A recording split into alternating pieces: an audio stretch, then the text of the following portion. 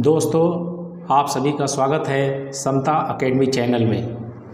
दोस्तों, आज हम शुरू करने जा रहे हैं जीएस पॉइंटर का भारत का भूगोल, जो कि आपके आगे आने वाले सारे एग्ज़ाम, चाहे यूपी पीसीएस हो या किसी भी स्टेट का पीसीएस एग्ज़ाम हो या यूपीएससी हो, रिवीजन करने के लिए जीएस पॉइंटर कम समय में आप समझ लीजिए एक कैप्सूल कोर्स की तरह काम करेगा और सारे चैप्टर आपको जो है रिवाइज करने में काफ़ी मददगार साबित होगा। तो दोस्तों, आइए शुरू करते हैं भारत का भूगोल। तो चलिए दोस्तों, देखते हैं सामान्य परिचय। सबसे पहले देखेंगे क्षेत्रफल। भारत के बारे में सही कथन है। पहला पॉइंट देखिए, यह स्थल मंडल के कुल क्षेत्रफल का लगभग 2.4% भाग अधिकृत किए हुए हैं। बिल्कुल सही पॉइंट है दोस्तों ये। चलिए नेक्स्ट देखिए, दूसरा पॉइंट है 82 डिग्री 30 मिनट पूर्वी देशांतर का उपयोग भारतीय मानक समय को निर्धारित करने के लिए किया जाता है। तो दोनों ही पॉइंट बिल्कुल सही है। जीएस पॉइंटर में जो है मैक्सिमम जो है आपको सुमेलित करके ही दिया रहता है और काफ़ी जो है सही बुक है ये रिवाइज करने के लिए। नेक्स्ट देखिए, भारतवर्ष यानी भारतवर्ष का जो आकार है क्षेत्रफल में विश्व का जो है सातवां सबसे बड़ा देश है। भारत का क्षेत्रफल संसार के क्षेत्रफल का 2.4% है, परंतु इसकी जो जनसंख्या है 17.5%। ये जो है सेंसस 2011 के अनुसार यानी जनगणना 2011 के अनुसार भारतवर्ष में गांव की संख्या लगभग 6,40,930। ये जनगणना 2011 के अनुसार है दोस्तों। अब अक्षांशीय विस्तार देखिए। अक्षांशीय विस्तार, ये सारी डेटा काफ़ी महत्वपूर्ण है दोस्तों, और जो है वीडियो को आप लोग ज़्यादा से ज़्यादा लाइक करें, शेयर करें, ताकि हम भी आपके लिए ज़्यादा से ज़्यादा वीडियो और जल्द से जल्द जो है उपलब्ध करा सकें। चलिए देखते हैं। भारत विस्तृत है 8 डिग्री 4 मिनट उत्तर से, 37 डिग्री 6 मिनट उत्तरी अक्षांशों तथा 68 डिग्री 7 मिनट पूर्व से 97 डिग्री 25 मिनट पूर्वी देशांतरों के बीच। यानी भारत की लोकेशन की बात कर रहा है। 8 डिग्री 4 मिनट उत्तर से 37 डिग्री 6 मिनट उत्तरी अक्षांशों तथा 68 डिग्री 7 मिनट पूर्व से 97 डिग्री 25 मिनट पूर्वी देशांतरों के बीच। भारत के लगभग बीचों बीच से होकर गुजरती है कर्क रेखा। भारत के लगभग एकदम सेंटर से होकर के गुजरती है कर्क रेखा। सिक्किम से गुजरने वाला अक्षांश रेखा गुजरती है राजस्थान से। जिस जिले से 70 डिग्री पूर्वी देशांतर रेखा गुजरती है वो कहाँ पे है? जैसलमेर में। ठीक है दोस्तों।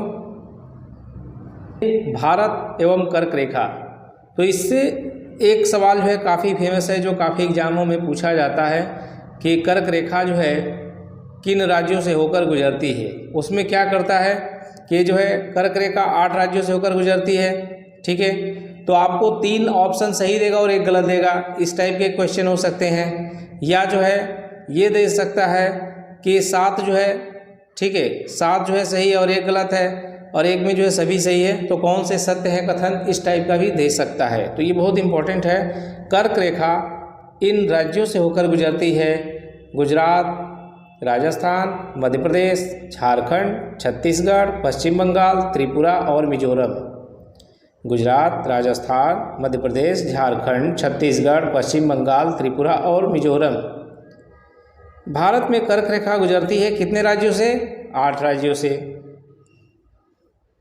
अभी देखिए, अगरतला, गांधीनगर, जबलपुर एवं उज्जैन में से कर्क रेखा से निकटतम दूरी पर स्थित है।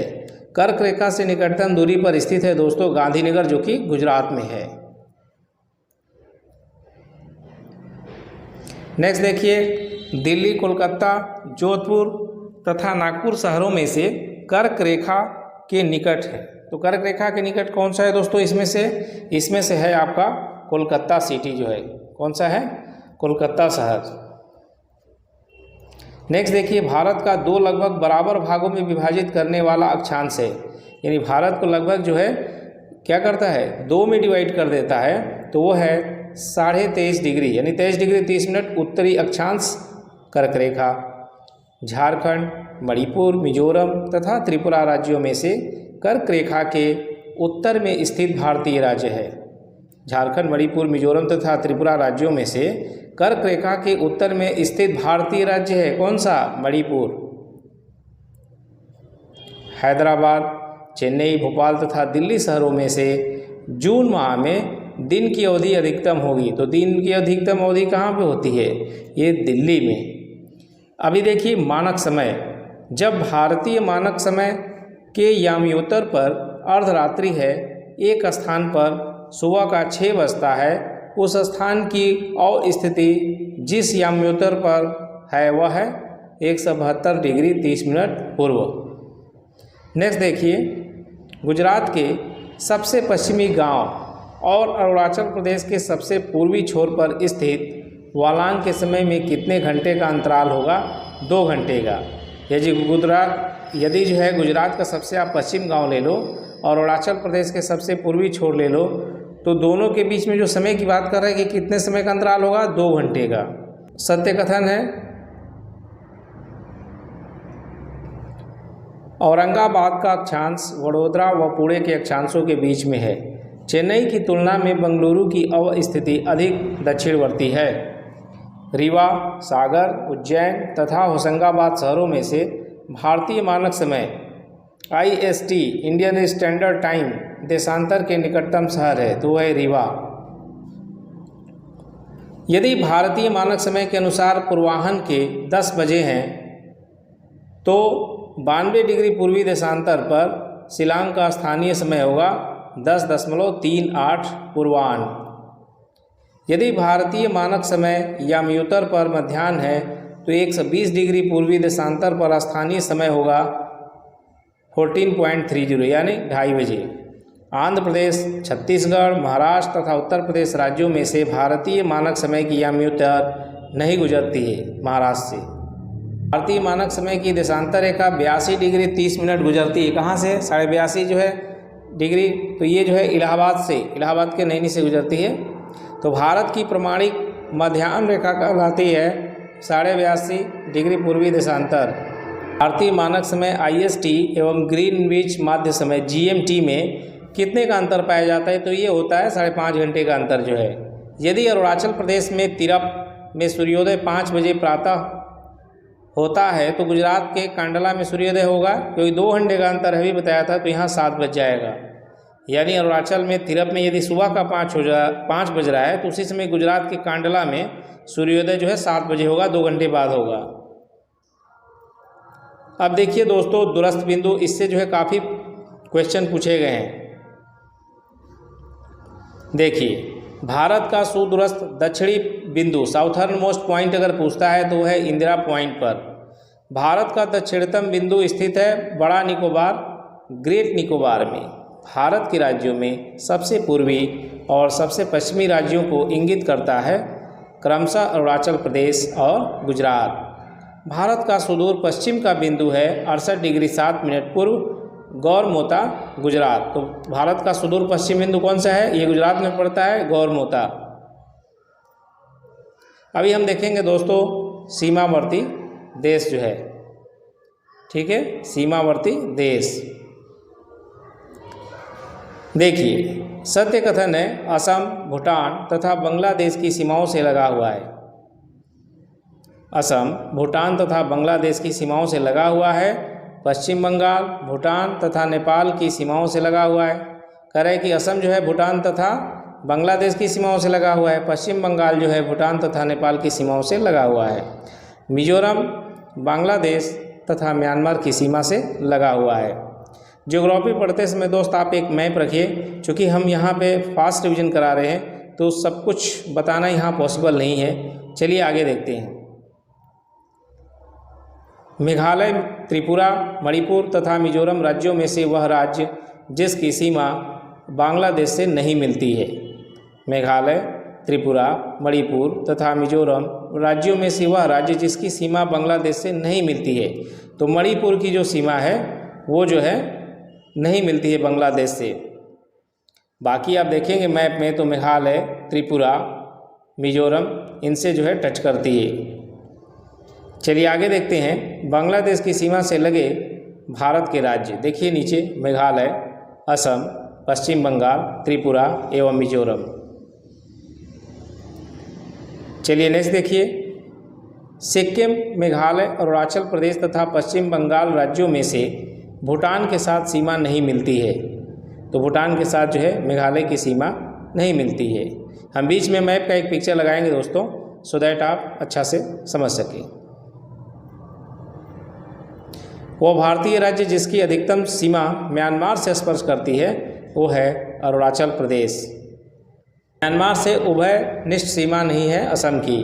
पाकिस्तान से सीमा बनाने वाले भारतीय राज्य कौन कौन से हैं? पंजाब, जम्मू कश्मीर, राजस्थान, गुजरात। ठीक है। नेपाल के पड़ोसी भारतीय राज्य हैं उत्तराखंड, उत्तर प्रदेश, बिहार, पश्चिम बंगाल एवं सिक्किम जो है। भारत के साथ सबसे लंबी स्थलीय सीमा है बांग्लादेश की। ठीक है, 4092 किलोमीटर का।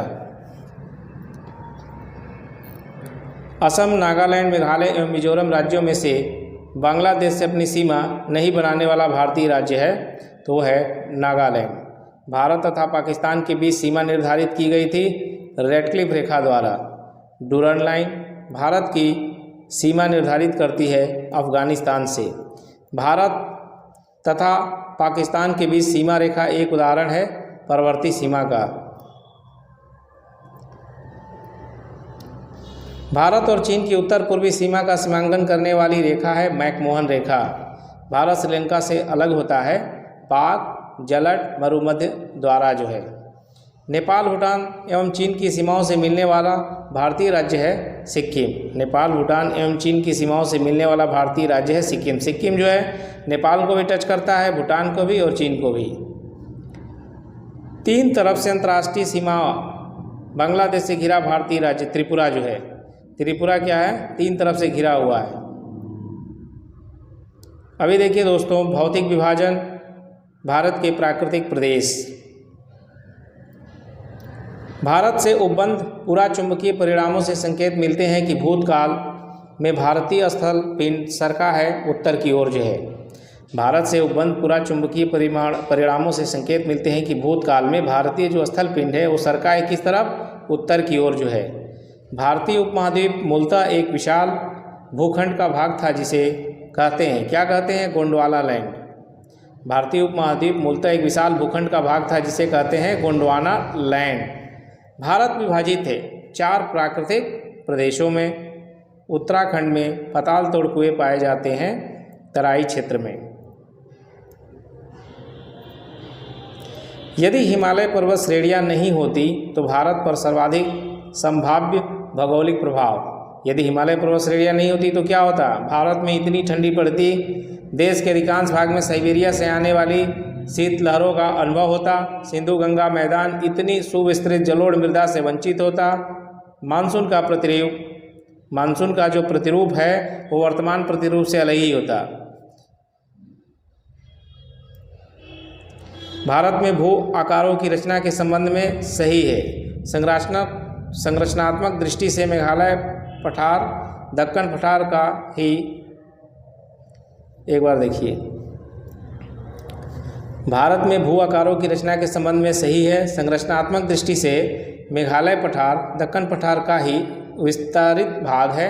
कश्मीर घाटी की रचना एक समभिन्नति में हुई।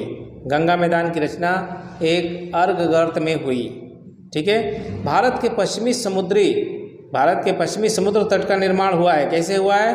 भूमि के उत्थान एवं निर्गमन के कारण जो है। अभी देखिए, दक्कन जो ट्रैप है वो क्रिस्टेशियस आदि नूतन, पश्चिमी घाट जो है उत्तर नूतन है, अरावली जो है प्री कैम्ब्रियन युग का, और नर्मदा ताप्ती जो है अत्यंत नूतन है। नर्मदा ताप्ती जो जलोढ़ निक्षोभ अत्यंत नूतन, अरावली जो है प्री कैम्ब्रियन, पश्चिमी घाट जो है उत्तर नूतन, और दक्कन ट्रैप जो है क्रिस्टेशियस आदि नूतन है। केरल का कुट्टानाडु प्रसिद्ध है, बहुत ही फेमस है ये। किस लिए फेमस है? देखिए, भारत की न्यूनतम ऊंचाई वाले क्षेत्र के रूप में इसे केरल का धान का कटोरा भी कहा जाता है। FAO फूड एग्रीकल्चर ऑर्गेनाइजेशन द्वारा इसे वैश्विक महत्वपूर्ण कृषि विरासत प्रणाली घोषित किया गया है। नेक्स्ट देखिए दोस्तों, उत्तर का पर्वतीय प्रदेश। कथन ए है, हिमालय से निकलने वाली सभी नदियां सतत वाहिनी है, मैंने हमेशा जो है वो बहती रहती हैं लगातार। रीजन दिया है, हिमालय अपनी वर्षा का अधिकांश दक्षिणी पश्चिमी मानसून से प्राप्त करता है। तो यहाँ पर दोस्तों ए और आर दोनों सही है, परंतु जो आर है, हिमालय अपनी वर्षा का अधिकांश दक्षिणी पश्चिमी मानसून से प्राप्त करता है, परंतु आर ए की सही व्याख्या नहीं कर रहा है। दोनों सही तो है इंडिविजुअली, लेकिन आर जो है ए की सही व्याख्या नहीं कर रहा है। चलिए नेक्स्ट देखते हैं। हिमालय से निकलने वाली नदियां सतत वाहिनी है, हिमालयन नदियों का उद्गम स्रोत हिमानियों में स्थित है। तो यहाँ दोनों पॉइंट सही है कि हिमालय से निकलने वाली नदियां सतत वाहिनी है, ऊपर वाले क्वेश्चन में भी हमने देखा, और हिमालयन नदियों का उद्गम स्रोत हिमानियों में स्थित है। ठीक है, दोनों सही हैं। और यहाँ पर जो आर है ए की पुष्टि करता है, क्योंकि हिमालय से निकलने वाली नदियों का स्रोत हिमानियों से ही हुआ है, और वहाँ से जो है ये लगातार जो है पिघलते हैं, तो पानी का स्रोत जो है वो बढ़ता रहता है, और धाराएं जो है चलती रहती हैं, लगातार जो है नदियों में पानी जो है गिरता है ग्लेशियर के पिघलने से ही। तो दोनों ही पॉइंट सही है, और आर जो है एक ही सही व्याख्या करता है। अभी नेक्स्ट देखिए दोस्तों, हिमालय की रचना समांतर वाले श्रेणियों से हुई है, जिसमें से प्राचीनतम श्रेणी है बृहद हिमालय श्रेणी। उत्तर भारत में उप हिमालय क्षेत्र के सहारे फैले समतल मैदान को कहा जाता है भाबर। हिमालय का पर्वतीय प्रदेश है शिवालिक। शिवालिक पहाड़ियाँ हिस्सा है किसका? हिमालय का। शिवालिक श्रेणी का निर्माण हुआ है, कैसे हुआ है? सेनोजोइक युग में जो है। शिवालिक श्रेणियों की ऊंचाई है 850 से 1200 मीटर के बीच। शिवालिक शैल समूह के दक्षिण में भाबर क्षेत्र उदाहरण है गिरिपथ की स्थिति का। उत्तराखंड, उत्तर प्रदेश, सिक्किम एवं हिमाचल प्रदेश में से हिमालय पर्वत श्रेणियाँ हिस्सा नहीं है उत्तर प्रदेश का। हिमालय के तरुण वलित पर्वत नवीन मोड़दार पर्वत के साक्ष्य कहे जा सकते हैं। गहरे खंड, युग्माव वाली नदी मार्ग, समानांतर पर्वत श्रेणियाँ भूस्खलन के लिए उत्तरदायी तीव्र ढाल प्रवणता जो है। ये दिए हुए जम्मू कश्मीर के मानचित्र की जो है जांच कीजिए। तो अभी तो आपको पता है कि ये जो है लद्दाख और जम्मू कश्मीर दो में जो है डिवाइड किया जा चुका है, दो केंद्र शासित प्रदेशों में। अब यहाँ पर चूँकि लोकेशन बताना है पर्वत श्रेणियों का, तो देखिए 1 2 3 4 दिया हुआ है। एक नंबर क्या है आपका? देखिए एक नंबर यहाँ पे एक नंबर हो जाएगा आपका काराकोरम, 2 नंबर लद्दाख, जास्कर, पीर पंजाल जो है। देखिए जो एक नंबर है आपका ये हो जाएगा काराकोरम, हम डिनोट कर देते हैं। दूसरा जो है लद्दाख पर्वत श्रेणियाँ,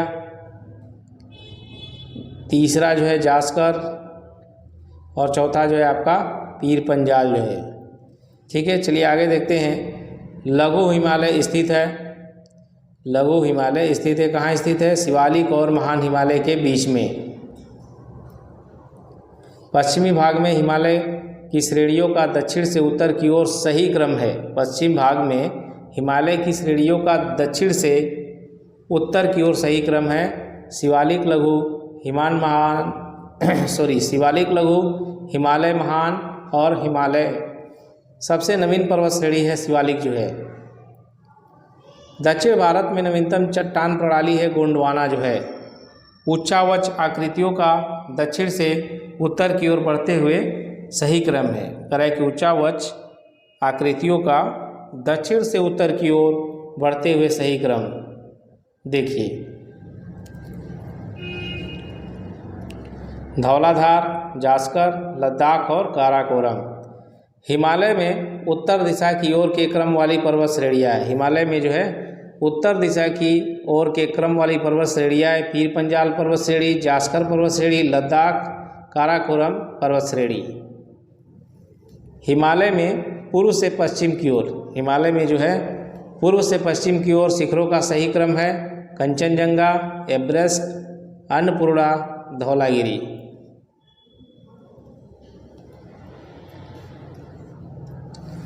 पूर्वी हिमालय की तुलना में ट्री लाइन का ऊंचाई मान पश्चिमी हिमालय में होता है कम।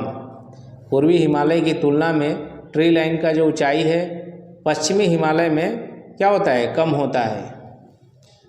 हिमालय की पहाड़ी श्रृंखला में ऊंचाई के साथ साथ इन कारणों से वनस्पति में परिवर्तन होता है।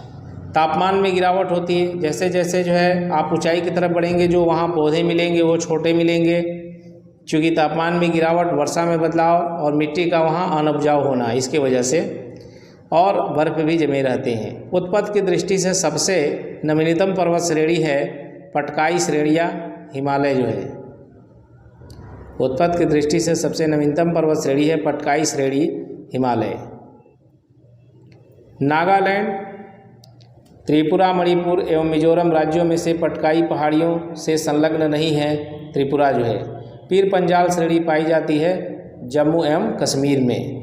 कश्मीर घाटी स्थित है बृहद हिमालय व पीर पंजाल की श्रेणियों के बीच। अक्साई चीन का भाग है लद्दाख पठार। पश्चिमी हिमालय संसाधन प्रदेश के प्रमुख संसाधन है वन। ग्रेट हिमालय की ऊंचाई 8,850 मीटर एवं ASL 8,848 मीटर। हिमालय पर्यायवाची है मध्य हिमालय का। दक्षिण एवं मध्य भारत की पर्वत श्रेणियाँ एवं जो है पहाड़ियाँ। तो भारत में जो सबसे प्राचीन पर्वत श्रृंखला है वो है दोस्तों अरावली। सबसे प्राचीन पर्वत श्रृंखला कौन सा है? अरावली। राजस्थान, हिमाचल प्रदेश, उड़ीसा एवं आंध्र प्रदेश राज्यों में से अरावली श्रेणियाँ स्थित है राजस्थान में। अरावली श्रेणियों की अनुमानित आयु है 570 मिलियन वर्ष। रेजिड्यूल पर्वत का उदाहरण है अरावली जो है। दक्षिण भारत की सबसे ऊंची चोटी है अनाईमुड़ी। भारतीय प्रायद्वीप की सबसे ऊंची चोटी है अनाईमुड़ी। नर्मदा एवं ताप्ती नदियों के बीच स्थित है सतपुड़ा श्रेणियाँ। उत्तर से शुरू कर दक्षिण की ओर पहाड़ियों का सही अनुक्रम जो है, देखिए उत्तर से हम शुरू कर रहे हैं और दक्षिण की तरफ चलेंगे तो ये देखिए नल्ला मल्ला या नल्ला मलाई पहाड़ियाँ, इसके बाद जवादी पहाड़ियाँ, नीलगिरी पहाड़ियाँ और अन्नामलाई पहाड़ियाँ। तो उत्तर से शुरू कर दक्षिण की ओर हमें अरेंज करना था। ये बिल्कुल सही है कि नल्ला मलाई पहाड़ी, इसके बाद जवादी, इसके बाद जो है नीलगिरी, इसके बाद अन्नामलाई पहाड़ियाँ। पूर्वी घाट और पश्चिमी घाट कहाँ मिलते हैं? नीलगिरी पहाड़ियों में। काफ़ी इम्पोर्टेंट है। कर्नाटक, केरल एवं तमिलनाडु राज्यों के मिलन स्थल पर स्थित है नीलगिरी पहाड़ी। नीलगिरी पर्वतमाला स्थित है केरल, कर्नाटक एवं तमिलनाडु राज्यों में।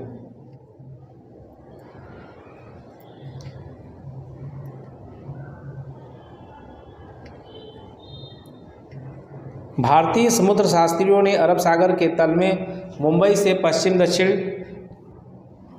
में लगभग 455 किलोमीटर दूर एक नए 1505 यानी 1505 मीटर ऊंचे पर्वत की खोज की है। इस पर्वत का नाम रखा है रमन सागर पर्वत। भारतीय समुद्र शास्त्रियों ने अरब सागर के तल में मुंबई से पश्चिम में लगभग 455 किलोमीटर दूर एक नए 1505 मीटर ऊंचे पर्वत की खोज की है। इस पर्वत का नाम रखा है रमन सागर पर्वत।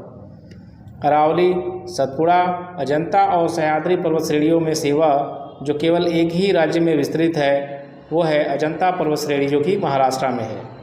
महाराष्ट्र, कर्नाटक एवं गोवा में पश्चिमी घाट कहलाते हैं सह्याद्री पर्वत श्रेणियाँ। सह्याद्री जो है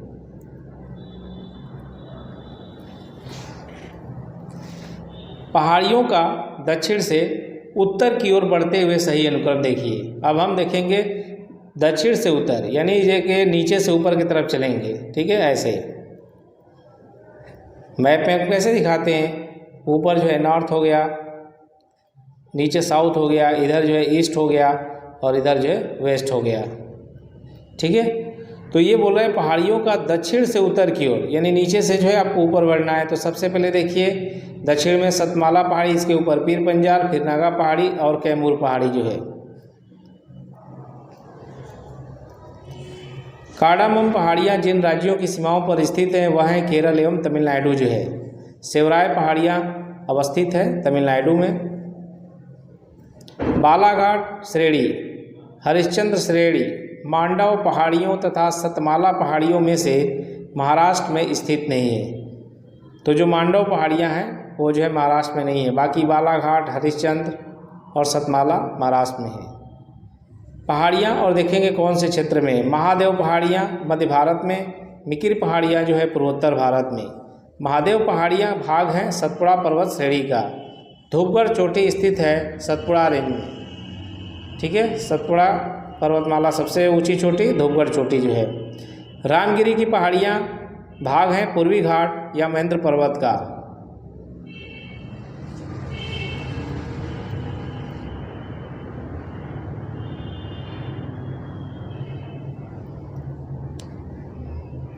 अभी देखिए पर्वत चोटियाँ। माउंट एवरेस्ट स्थित है कहाँ पे, नेपाल में। सबसे ऊंचा पर्वत शिखर है माउंट एवरेस्ट, ऊंचाई 8,848 मीटर जो है। प्रथम भारतीय नारी जो एवरेस्ट शिखर पर चढ़ने में सफल हुई थी वो हैं बछेंद्री पाल। माउंट एवरेस्ट शिखर पर चढ़ने वाली पहली महिला थी जंको ताबेई।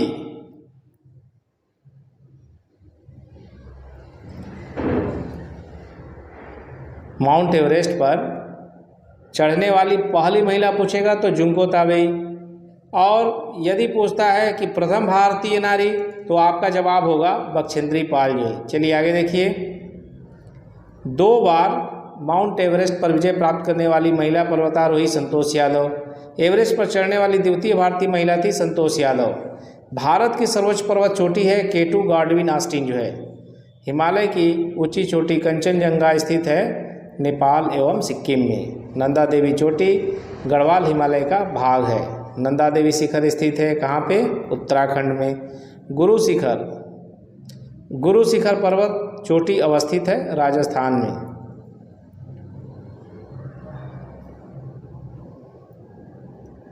अरावली का उच्चतम शिखर है गुरु शिखर जो है।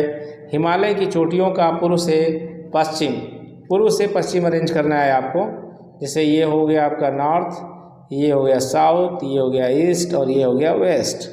तो आपको जो है पूर्व से पश्चिम यानी इधर से अरेंज करते जाना है पूर्व से पश्चिम की तरफ। तो सबसे पहले देखिए ये ऐसे अरेंज करेंगे आप। नमचा बरवा हो गया, ठीक है। इसके बाद जो है कंचनजंगा हो गया।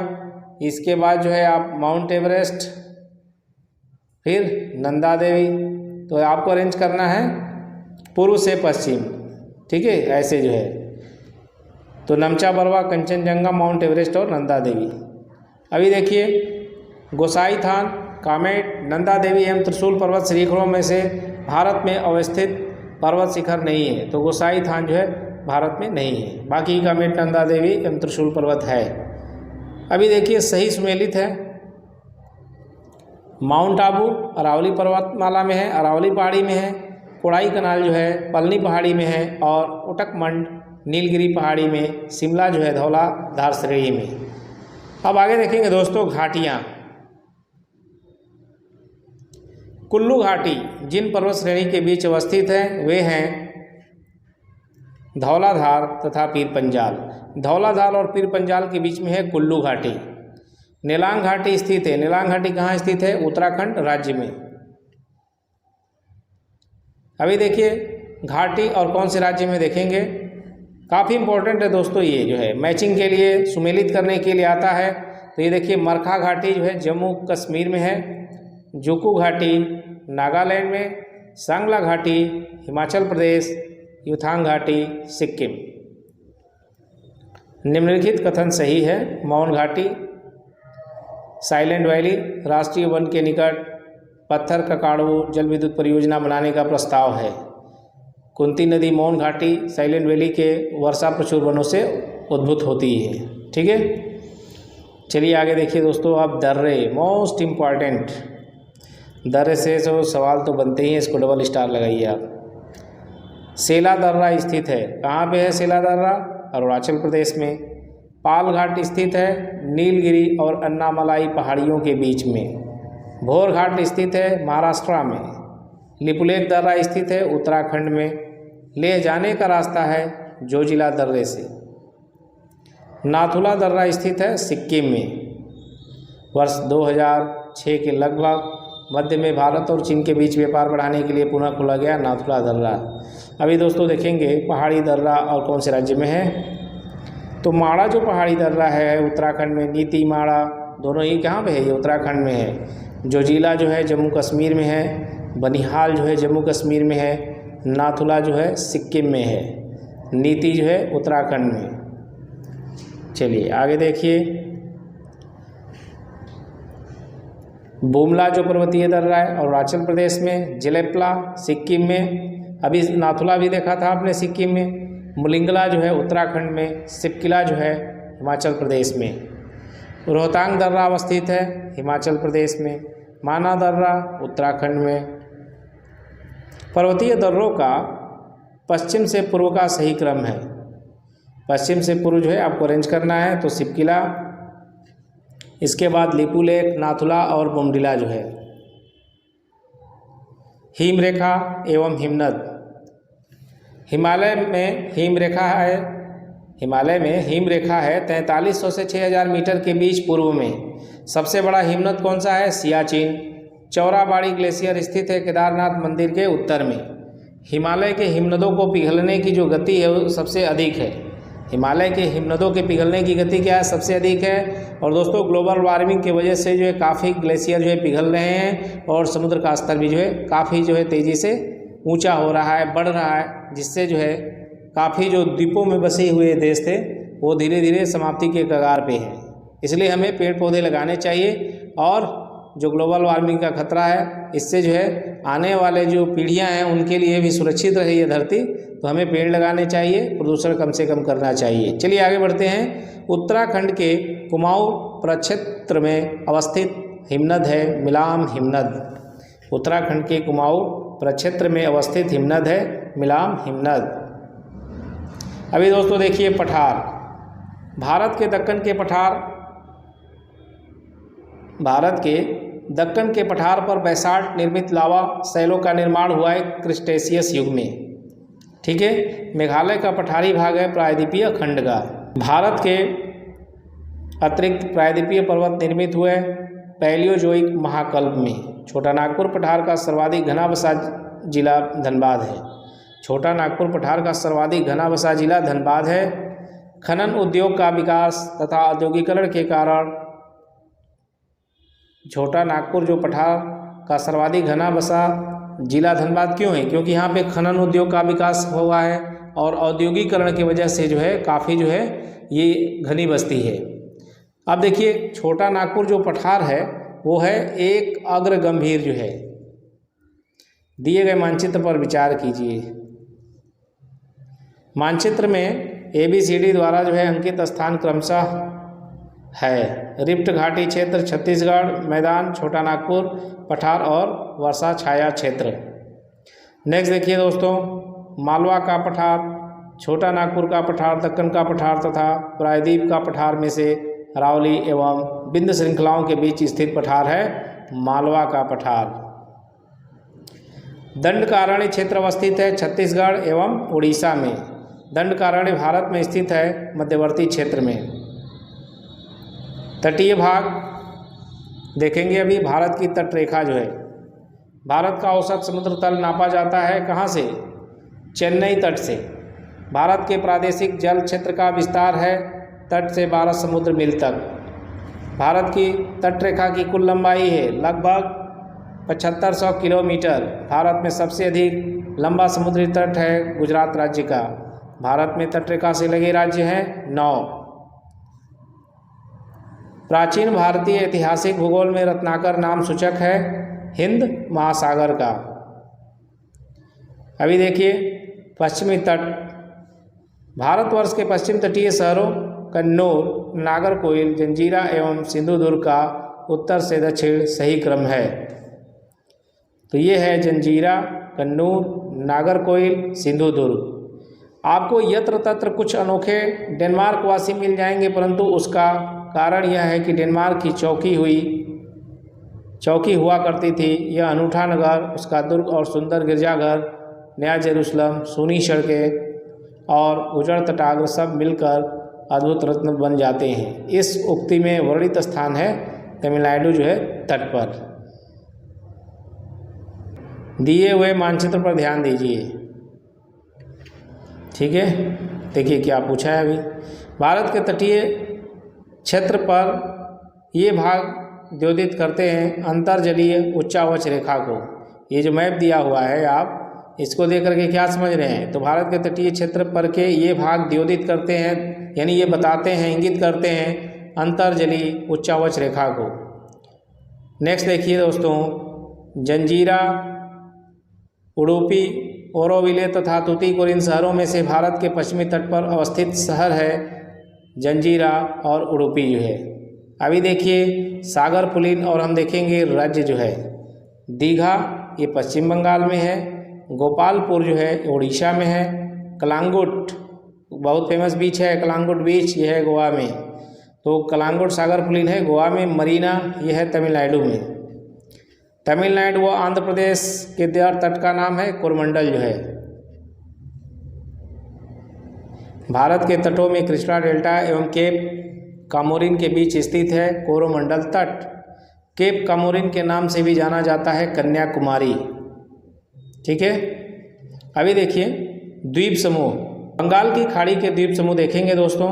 देखिए अंडमान और निकोबार द्वीप समूह का सर्वोच्च शिखर पल्याण शिखर यानी सैंडल पीक स्थित है। सैंडल पीक का ही नाम है पल्याण शिखर। तो ये है उत्तरी अंडमान में।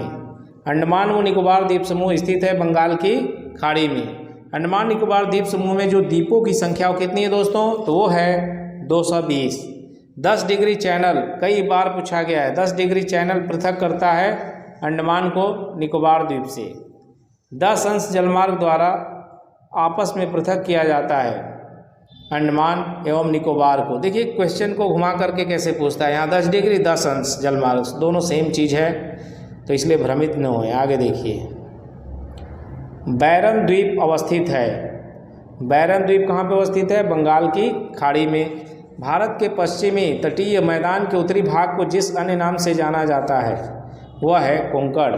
भारत का वह द्वीप जिसका उद्गम ज्वालामुखी है बैरन द्वीप का श्रीहरिकोटा द्वीप स्थित है पुलकित झील के समीप। राम सेतु यानी एडम ब्रिज शुरू होता है धनुषकोडी, ठीक है, तमिलनाडु से। अरब सागर के द्वीप समूह लक्षद्वीप स्थित है अरब सागर में। भारत का प्रवाल द्वीप है लक्षद्वीप में। लक्षद्वीप टापू अवस्थित है दक्षिण पश्चिमी भारत में। द्वीपों का समूह लक्षद्वीप है प्रवाल उत्पत्ति का।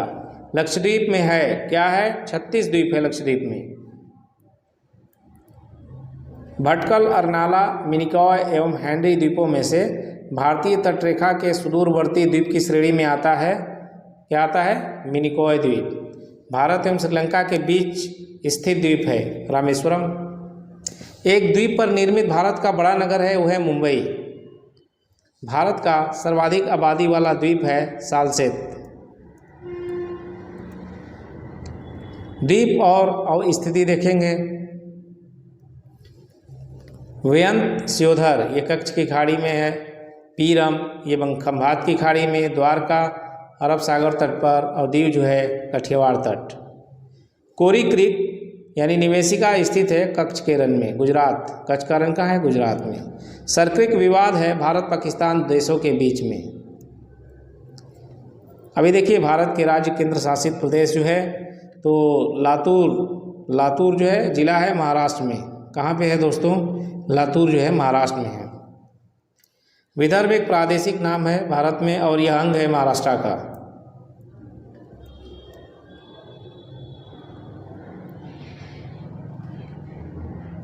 पाट अंचल अवस्थित है। पाट अंचल कहाँ अवस्थित है दोस्तों? तो ये है झारखंड में। झुमरी तलैया रेडियो पर गीतों की फरमाइश आप लोगों ने सुना होगा, काफ़ी फेमस है, ये है झारखंड में है। भारत का कोहिनूर कहा जाता है आंध्र प्रदेश को। मणिपुर का अधिकांश धरातल है पर्वतीय। मणिपुर में कुछ लोग लटकी हुई गाद से बंधे अपतृण यानी विट्स और सड़ती वनस्पति के तैरते हुए द्वीपों पर बने हुए मकानों में रहते हैं। इन द्वीपों को कहते हैं फुमडी। भारत में सिलिकॉन स्टेट के नाम से जाना जाता है तो ये कर्नाटक को। भारत में सिलिकॉन वैली स्थित है बेंगलुरु में। वैसे सिलिकॉन वैली अमेरिका कैलिफोर्निया में है, ठीक है, लेकिन भारत में अगर सिलिकॉन वैली पूछता है तो है अपना बेंगलुरु में। औरंगाबाद महाराष्ट्र में है, पालनपुर गुजरात में है, हुबली जो है कर्नाटक में है, गुंटूर जो है आंध्र प्रदेश में।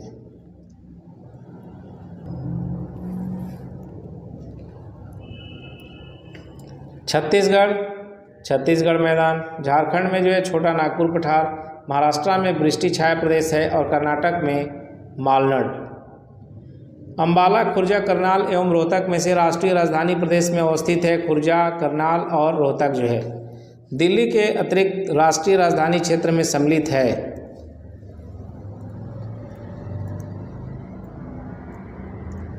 हरियाणा, उत्तर प्रदेश एवं राजस्थान के भाग। मध्य प्रदेश की सीमा लगी है 5 राज्यों गुजरात, राजस्थान, उत्तर प्रदेश, छत्तीसगढ़ और महाराष्ट्र में। क्षेत्रफल के क्रम में भारत के 4 बड़े राज्य हैं, राजस्थान, मध्य प्रदेश, महाराष्ट्र, उत्तर प्रदेश जो है। भारत के समस्त राज्यों में क्षेत्रफला अनुसार उत्तर प्रदेश का स्थान है चौथा।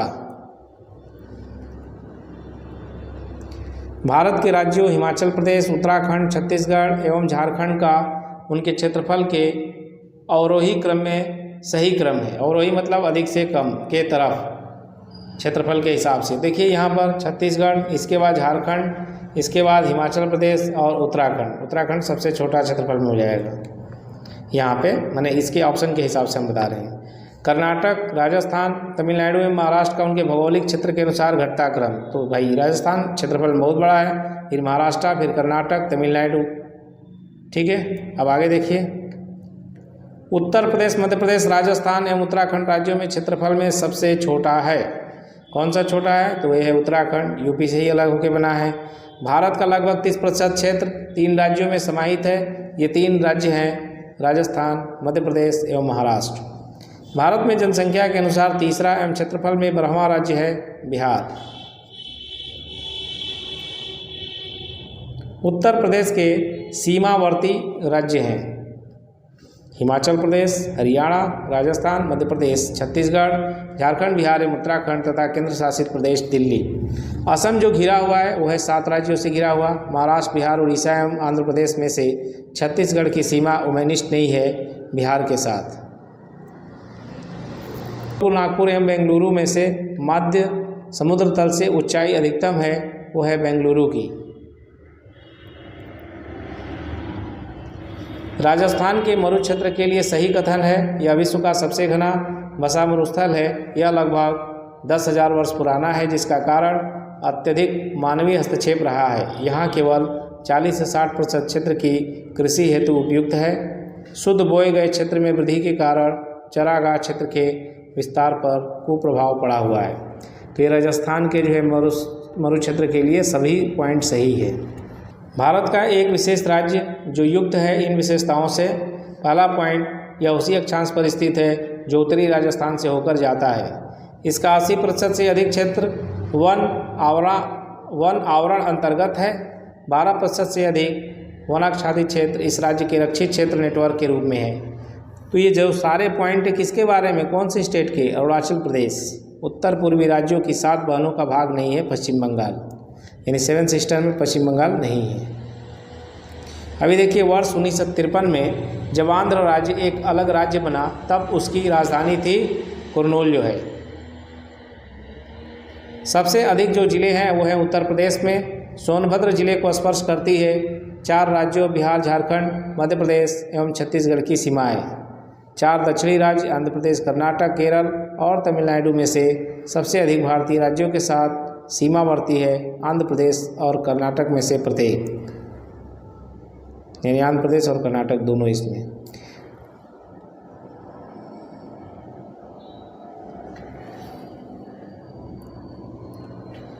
तेलंगाना राज्य की सीमा बनाता है आंध्र प्रदेश, कर्नाटक, महाराष्ट्र, छत्तीसगढ़। मणिपुर की राजधानी इम्फाल, गुजरात की राजधानी गांधीनगर, राजस्थान की राजधानी जयपुर, अरुणाचल प्रदेश की राजधानी ईटानगर, भारत के 29वें राज्य तेलंगाना की राजधानी हैदराबाद, मिजोरम की राजधानी आइजोल, चंडीगढ़, भुवनेश्वर, बेंगलुरु एवं गांधीनगर में से सुनियोजित राजधानी नगर नहीं है, बेंगलुरु नहीं है। अभी देखिए दोस्तों, असम, इसकी राजधानी दिसपुर, नागालैंड कोहिमा और मेघालय की राजधानी क्या है? शिलोंग। दोस्तों वीडियो को ज़्यादा से ज़्यादा लाइक कीजिए, शेयर कीजिए और हमें भी मोटिवेट कीजिए। चलिए देखते हैं केंद्र शासित प्रदेश। अब दोस्तों केंद्र शासित जो प्रदेश है इनकी संख्या जो है अब 8 हो गई है। ठीक है, अब कितनी हो गई है? 8 हो गई है। भारत का सबसे बड़ा संघराज्य है दिल्ली, क्योंकि जो आपका जम्मू कश्मीर स्टेट था उसको जो है 2 केंद्र शासित में बांट दिया, लद्दाख और जम्मू कश्मीर जो है। तो 28 जो है आपका राज्य हो गया और 8 जो है केंद्र शासित प्रदेश हो गया। ठीक है, भारत का सबसे छोटा केंद्र शासित प्रदेश ये जो है लक्षद्वीप है। पुडुचेरी का क्षेत्र विभाजित पाया जाता है तमिलनाडु, केरल एवं आंध्र प्रदेश राज्यों में। जो पुडुचेरी है ये जो है तमिलनाडु, केरल एवं आंध्र प्रदेश राज्यों में, तीनों में फैला हुआ है। इसके एरिए कुछ जो है त्रिपुरा, दमन एवं दीव, लक्षद्वीप एवं पुडुचेरी में से केंद्र शासित क्षेत्र नहीं है। तो त्रिपुरा जो है केंद्र शासित नहीं है।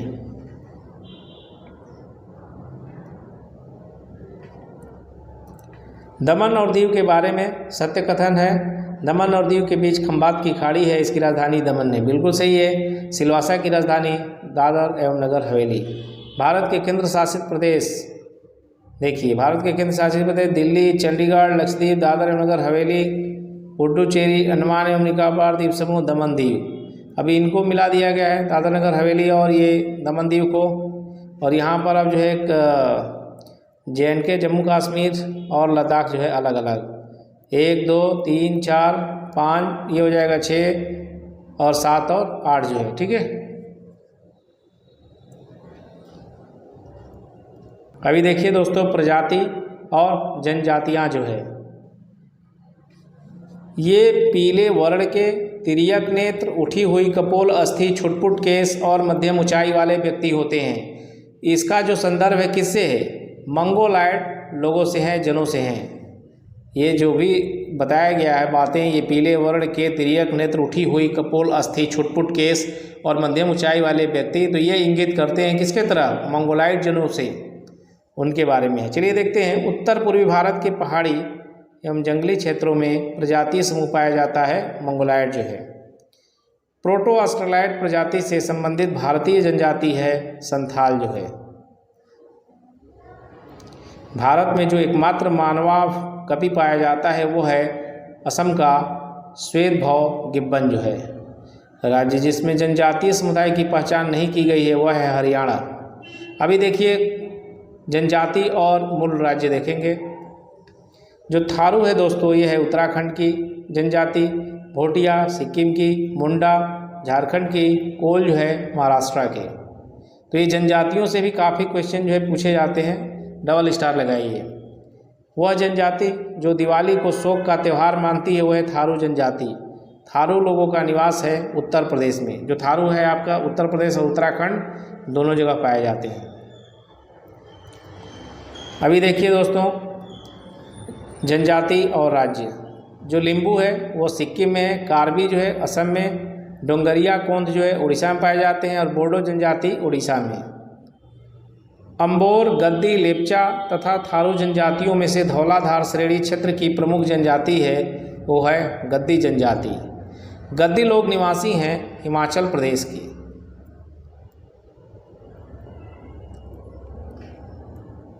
संथाल निवासी हैं पूर्वी भारत के, ऋतु प्रवास किया करते हैं भूटिया। बोडो निवासी हैं गारो पहाड़ी के। गारो जनजाति हैं मेघालय, असम एवं मिजोरम की। खासी एवं गारो भाषा बोलने वाली जनसंख्या पाई जाती है मेघालय, असम एवं मिजोरम राज्यों में। चेंचू, लेप्चा, डफला एवं डाफर जनजातियों में से केरल में पाई जाने वाली जनजाति है चेंचू।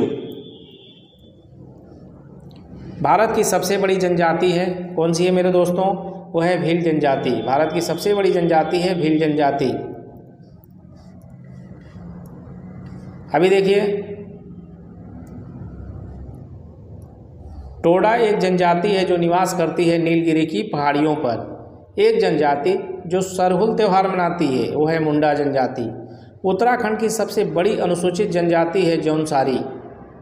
मिजोरम में बस्ती संरूप मुख्यतः कंटकों के साथ साथ रैखिक प्रतिरूप का है, क्योंकि घाटियाँ कंटकों की अपेक्षा ठंडी है। देखिए, मिजोरम में बस्ती संरूप मुख्यतः कंटकों के साथ साथ रैखिक प्रतिरूप का है, क्योंकि घाटियाँ कंटकों की अपेक्षा ठंडी है।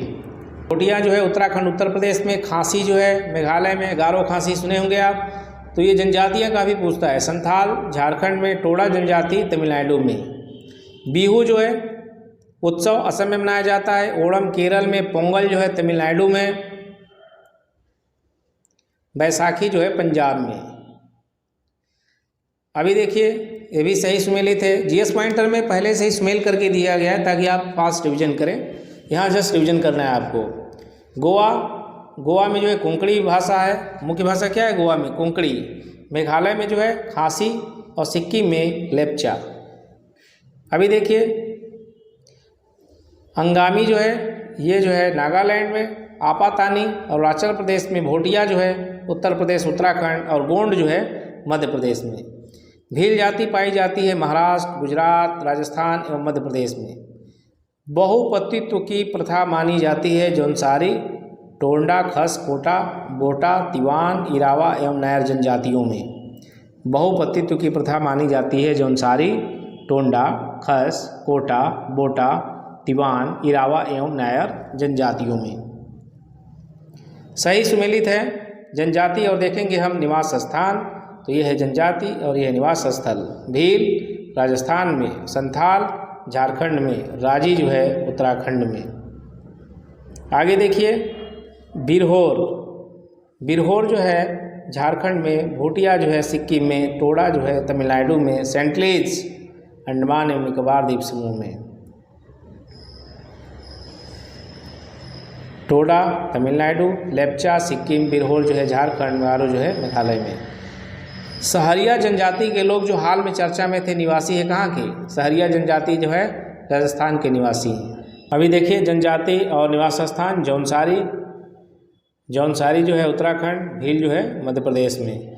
भारत में जनजातियों के निर्धारण का आधार है सांस्कृतिक विशेषीकरण और विभिन्न आवास जो है।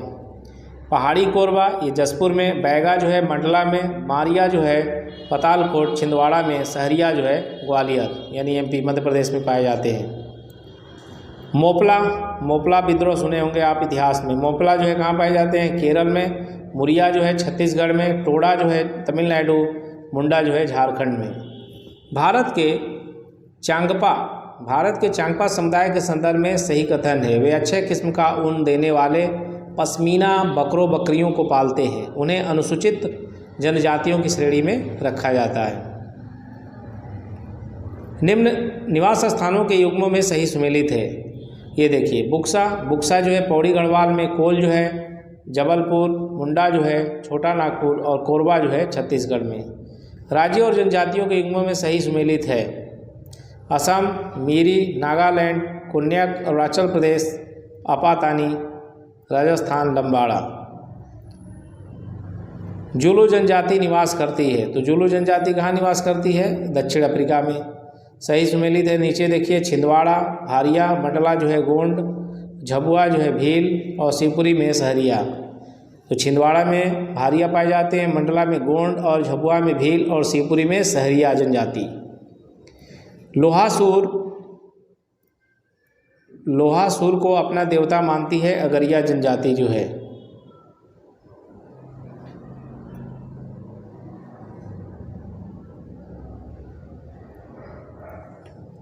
सोम्पेन जनजाति पाई जाती है निकोबार द्वीप समूह में। केंद्र शासित प्रदेशों में से जो औन जनजाति के लोग रहते हैं अंडमान और निकोबार द्वीप समूह में।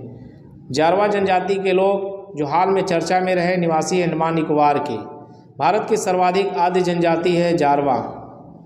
मंगानियार के नाम से जाना जाने वाला लोगों का समुदाय पश्चिमोत्तर भारत में अपनी संगीत परंपरा के लिए विख्यात है। झूमिंग करते हैं खासी जनजाति के लोग। अभी देखते हैं दोस्तों भाषाएं। भारतीय उपमहाद्वीप में बोली जाने वाली भाषाओं में बोलने वालों की सर्वाधिक संख्या के आधार पर हिंदी के बाद नंबर आता है बांग्ला भाषा का। भारतीय उपमहाद्वीप में बोली जाने वाली भाषाओं में बोलने वालों की सर्वाधिक संख्या के आधार पर हिंदी के बाद नंबर आता है बांग्ला भाषा का। ऑस्ट्रिक समूह की भाषा है खासी। भारत का सबसे बड़ा भाषाई समूह है इंडो आर्यन। नीचे दिए गए मानचित्र पर विचार कीजिए। ABCD द्वारा अंकित क्षेत्रों में ABC तथा D द्वारा अंकित क्षेत्रों में मुख्यतः बोली जाने वाली भाषाएं क्रमशः हैं ब्रजभाषा, अवधी, ठीक है, ब्रजभाषा, अवधी, भोजपुरी तथा मैथिली। देखिए जो A है, एक मिनट, ये जो A हो जाएगा ब्रजभाषा, ये देखिए यूपी में जो है इस साइड में, अवध साइड में, ये मथुरा, सॉरी फिर से देखिए, जो ये मथुरा साइड हो गया एरिया आपका, ये हो गया ब्रजभाषा। B जो है हो गया आपका अवध वाला क्षेत्र, अवधी, लखनऊ के आसपास का। और C देखिए इधर आ गए हम पूर्वांचल साइड में, पूर्वांचल प्लस ये देखिए बिहार जो हो गया आपका, ये हो गया इधर भोजपुरी जल्दी है। और जो नेपाल से सटा हुआ उस साइड में जो है, जो एरिया है बिहार का, मैथिली भाषा बोली जाती है। प्रवाह तंत्र देखिए, गंगा नदी क्षेत्र जो है, गंगा नदी उदाहरण है पूर्ववर्तीय प्रवाह का। बांग्लादेश में गंगा नदी को पुकारा जाता है पद्मा के नाम से। सुंदरबन डेल्टा का निर्माण करने वाली नदी है गंगा और ब्रह्मपुत्रा। कथन है गंगा बहुत ही प्रदूषित नदी है। कारण दिया है जो नदी जितनी पवित्र होती है वह उतनी ही अधिक प्रदूषित होती है। ये तो सही है कि गंगा बहुत ही प्रदूषित नदी है। लोग क्या कर रहे हैं, कंपनियों के, शहरों के जो नाले हैं सीधे जो है प्रवाहित कर रहे हैं, तो गंगा प्रदूषित हो रही है। लेकिन ये दिया है कि जो नदी जितनी पवित्र होती है उतनी ही अधिक प्रदूषित होती है, ये रीजन गलत है। अब आगे देखिए, गंगा की जलोढ़ मृदा की गहराई भूमि सतह के नीचे लगभग 6000 मीटर तक होती है। सही है। सत्य कथन है देवप्रयाग अलकनंदा एवं भागीरथी नदी के संगम पर स्थित है। देवप्रयाग अलकनंदा एवं भागीरथी नदी के संगम पर स्थित है, बिल्कुल सही है। रुद्रप्रयाग अलकनंदा एवं मंदाकिनी नदी के संगम पर अवस्थित है। अलकनंदा नदी बद्रीनाथ से बहती है। अभी बहुत ही इम्पोर्टेंट है, इस क्वेश्चन को आप जो है डबल स्टार लगा लीजिए। पहले स्थल और नदियों का संगम देखेंगे, पंचप्रयाग जो है, तो जो रुद्रप्रयाग है वो है आपका अलकनंदा और मंदाकिनी का संगम, ठीक है। नंद प्रयाग जो है अलकनंदा और नंदाकिनी है, मंदाकिनी न होकर के यहाँ पर हो जाएगा नंदाकिनी।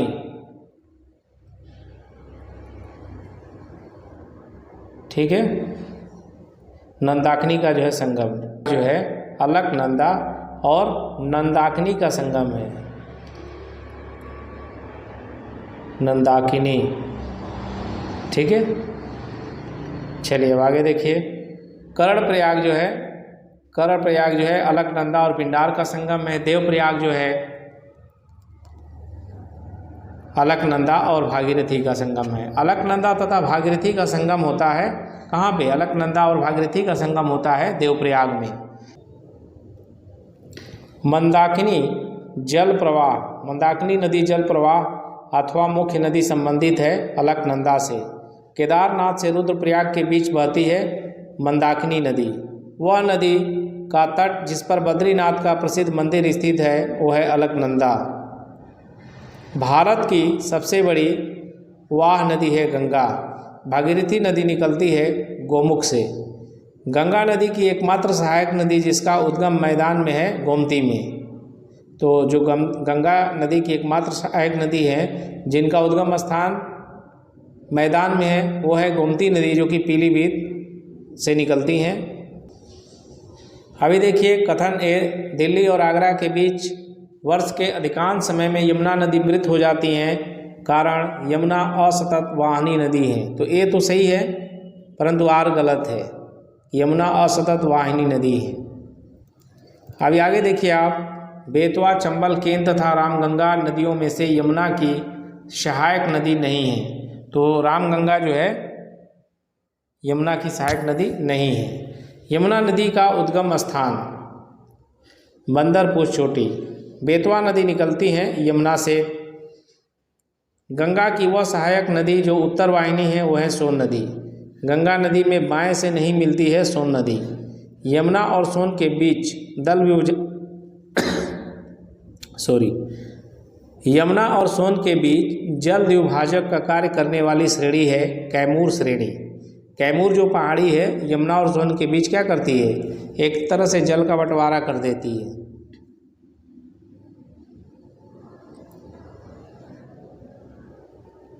अब आगे देखिए दोस्तों, ब्रह्मपुत्र नदी तंत्र जो है, तिब्बत में उत्पत्ति पाने वाली ब्रह्मपुत्र, इरावदी और मेकांग नदियां अपने ऊपरी पाटों में संकीर्ण और समांतर पर्वत श्रेणियों से होकर प्रवाहित होती हैं।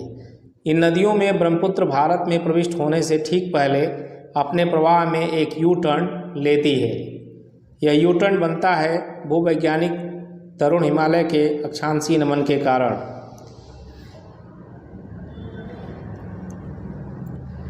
भारत में यरलुंग जंगबो नदी को जाना जाता है ब्रह्मपुत्रा नाम से। तिब्बत में मानसरोवर झील के पास जिस नदी का स्रोत है वह है ब्रह्मपुत्र, सतलुज नदी, सिंधु। तिब्बत में मानसरोवर झील के पास जिस नदी का स्रोत है वह है ब्रह्मपुत्रा, सतलुज और सिंधु नदी का। और अरुणाचल प्रदेश से होकर बहने वाली नदियां हैं लोहित और सुबनसिरी। मानस नदी सहायक नदी है ब्रह्मपुत्र की। ब्रह्मपुत्र नदी तिब्बत में जानी जाती है सांको नाम से। ब्रह्मपुत्र नदी का बहाव क्षेत्र है तिब्बत, बांग्लादेश और भारत।